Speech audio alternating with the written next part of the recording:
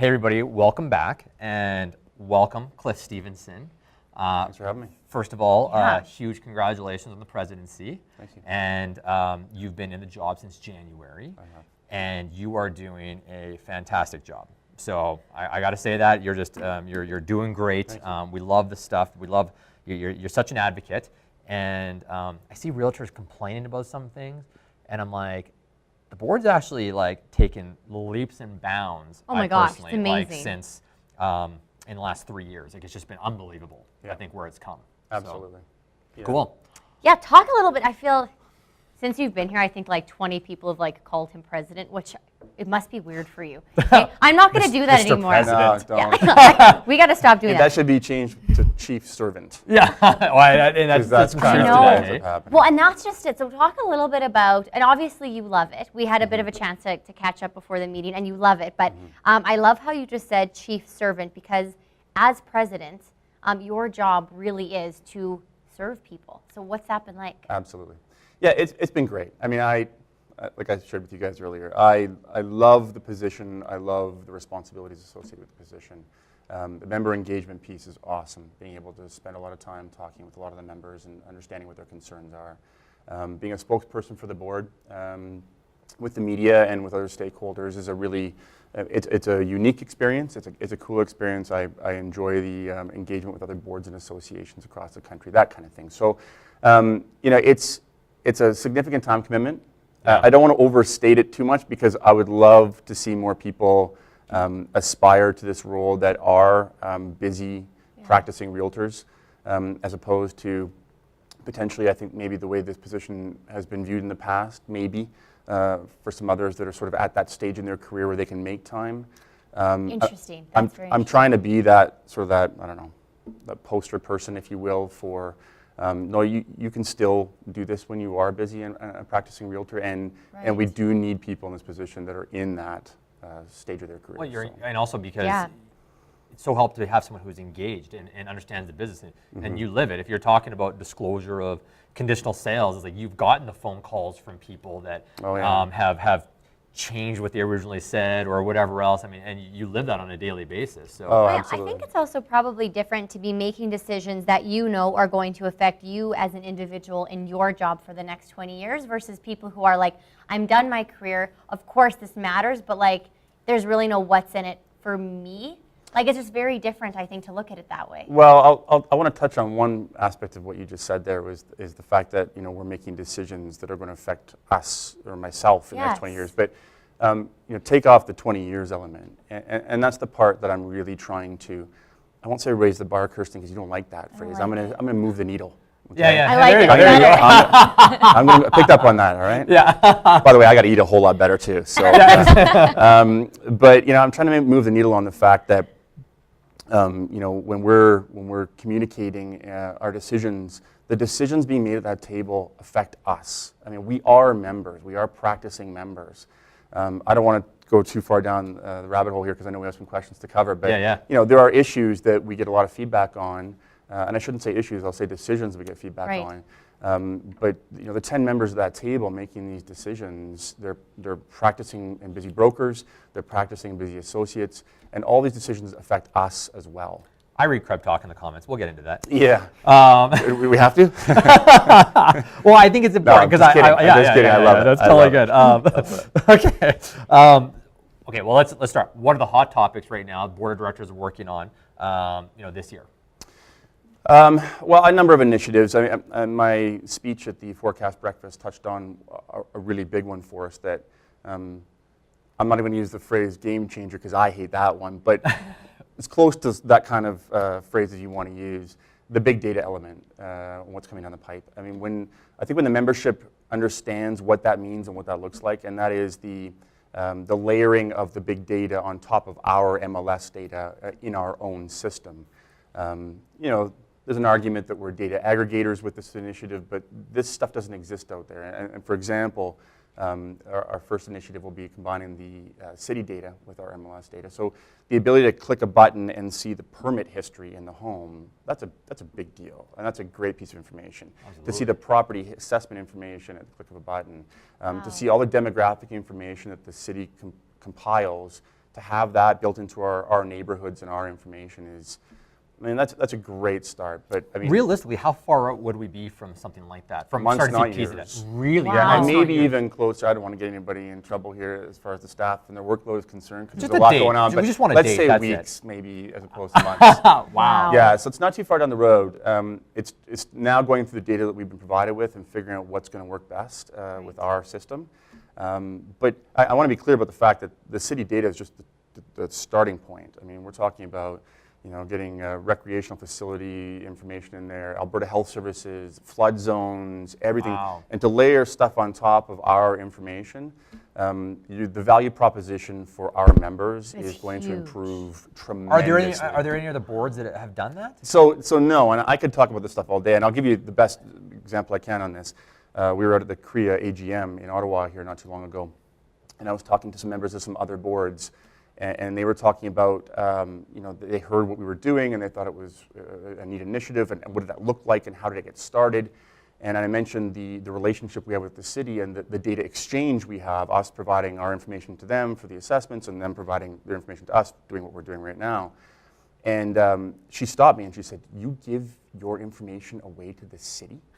And she was shocked. And I'm looking at her like, look at me like I have three heads? Yeah, yeah. And I'm saying, you don't?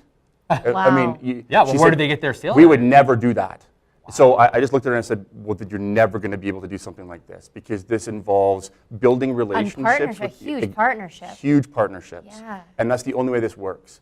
So yes, we are, the country, as odd as that may sound, the country is actually looking at us right now. Wow. And what we're doing, and looking at what they can potentially do going forward. Wow. For Very sure. cool. Yeah. What about, Sorry, I Yeah, want to keep interrupt for going. 1 second. No, go There's ahead. one more hot topic. yeah, The Lockboxes. That's the one I'm going into in a bit here. We can go down that road. no, Let's talk about it do it now. right now. Yeah, Let's do talk it right about now. Lockbox. Okay, so there is a lot of discussion out there right now amongst members, and there's a lot of misinformation. Yep. And let's even address the big white elephant in the room. There seems to be a lot of distrust as well. And I just, if I can offer anything here in a conversation piece, and I've been dealing with dozens and dozens and dozens of member emails, Okay, phone well, hold calls, on. Go back to me. comments. What is happening? I'm going to tell you the reason for this, for cool. sure. Because people Yeah. some people don't even know there's a For sure. lockbox issue going on. Not an issue, a decision. Yeah, a decision. That's a decision, good way to put yeah. it. So our contract with Supra is up in December of this year. Right, which okay? is your lockboxes, your current keys, lockbox your provider. yeah. For sure. And let me just say that that's a lockbox system. Let me put in that context, as opposed to just a bunch of individual lockboxes. There's a whole system element to this, okay? So that's up, all right? And any organization worth its salt, in my opinion, is going to go off and do significant due diligence on what's available to the membership when we realize that that's coming to an end. So we send out an RFP, a request for Yeah. proposal, and we send out this RFP to the two sort of lockbox providers in North America, the two top ones anyway, and really ask them to come to us with a proposal on what can be done, what does it look like, what are the service offerings within their own system, and then we start a due diligence process. Now, this is the part I think there's a little bit of a lack of understanding on, and we're really trying to, we've done 2 articles now on CREB Talk, actually I think 3, to try and give members a heads up that this is coming. Unfortunately, there's only so many things you can share when the decision is still to be Right. made and then to be revealed and sort of presented to membership. Totally. The due diligence that has been done on this project is the single greatest piece of due diligence, if I can phrase it like that I've ever seen in my professional career. Wow. Okay? That's going back to my corporate life. That's going back. It is exceptional, and the CREB staff deserves a significant amount of kudos for this work. We're talking about pages and pages and pages of documentation on the testing that they went through, the interviewing other boards on what the systems look like, because regardless of what we decide to do here, we're changing systems. The Yeah. system we have with the super system that's up is going away. Yeah. The small boxes they're at the end of their lifespan. A number of your members are getting emails saying your battery's dead, The bring batteries it are on in. it, yeah, Yep. yeah. So we're at the end of the life cycle on that system. So regardless of which one we decide to go with, we're swapping things out anyway, Yeah. okay? But the presentation of the 2 options and everything that it entails and all the pros and cons and positives for the membership, it's an amazing amount of work, and it's been going on for months and months, okay? Yeah, but Cliff, you guys are disengaged. You guys are Yeah. totally on the Yeah. outside and don't know anything about what the day-to-day realtor is working with. Yeah. So let me address that. I probably have a larger collection of lockboxes than I would say 90+% of the membership. I would say you're right, yeah. We have members, a board of the directors that are sitting at that table that have spent a lot of money on wraps for their lockboxes. Right. We have brokers at that table that get a lot of feedback from their members, from their own brokerage members, on concerns with how the current system is operating, or concerns with the potential of seeing the new central lock option that has been a part of the RFP. So I would argue that, again, going back to the commentary I just made earlier, we are all practicing members. Absolutely. This decision affects us as well. But I will say this, I'm very confident then when the decision is presented at our AGM, plug April 20th, when that's presented to the membership, when we present the Not how your and- mama's AGM, by the way. Exactly. Yeah. This one, yeah.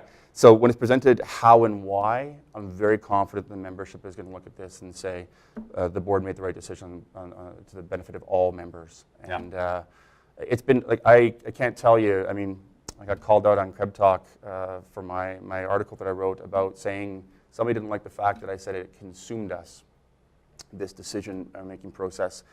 This is a multi-million-dollar decision, and we're spending a lot of the members' money. It's a significant decision for the next 5 to 7 years type scenario.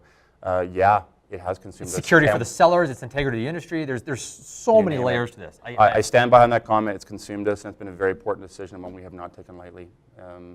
But I just want to sort of comment on the fact that this isn't which one sounds good or feels good. That's not the there was no diligence. coin flips or tarot cards? It didn't come down to that. Okay, No. well, fair enough. Yeah. Oh, and one last thing. The number of members involved in this decision was also, it's an important point here. This was not just the board of directors. Ultimately, we made the final decision, but not just the board of directors involved in this whole due diligence process.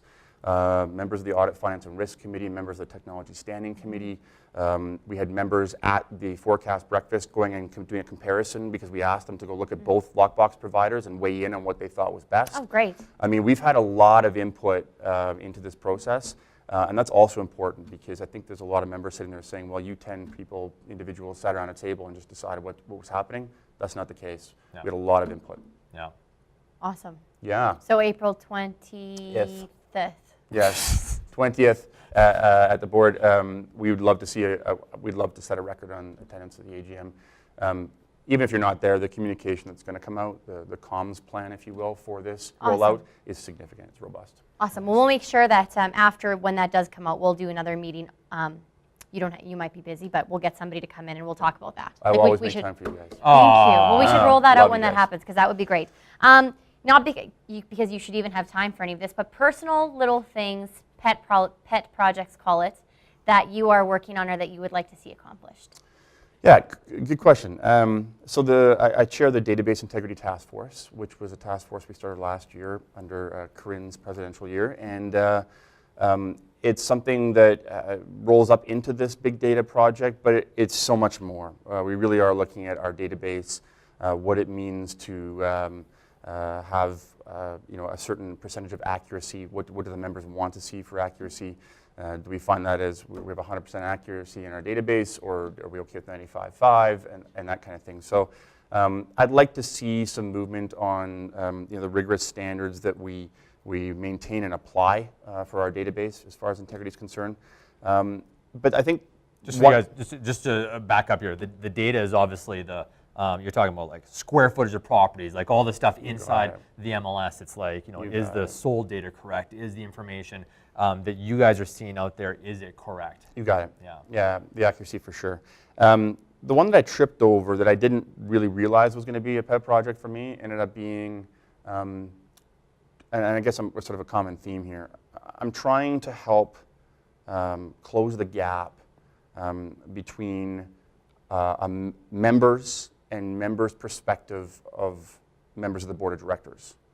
And I've already touched on that. I think there are a number of members that sort of look at us a little bit differently, and yes, there's a lot of time that we volunteer to be in this position, but we are members. We are Yeah. practicing members, and I'm trying to make, even in the stats videos, like the last two, we've really tried to sort of make that a, although I got accused of looking sad and far too somber on this most recent one.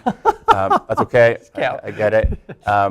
But just to have conversations with our members, frank and open, honest conversations on everything that we sort of want to communicate, which is why even those, the CREB chat articles, that's just me sitting behind my laptop, banging away on how I would want to communicate this, and it's all from here, right? So it's sort of trying to bridge that gap that I think has been established. I don't think this is a new issue, by the way. I think this has been an issue for years and years and years and years, and it probably is for a number of organizations. But trying to get people to identify us more as members than members of the board of directors is something I've sort of been trying to work on as a bit of a pet project. So, answer this the way 150 plus people might actually take it. If somebody has a thought, they just heard you talk about lockboxes. What is your ideal way that a member would communicate feedback to somebody on the board? Is there and maybe this is obvious and I shouldn't be asking it, but is there just like a blanket email address? Are there certain people that you contact? Should they expect some sort of response? Like, what does that communication piece look like between you and a person? Because obviously with 5,000 plus people, it's unrealistic to think that that could happen, but obviously that's your guys' goal. Absolutely. So my cell phone number is 403. Not kidding. I was like, is this happening? No. Is this happening? No. Maybe not that way for everybody.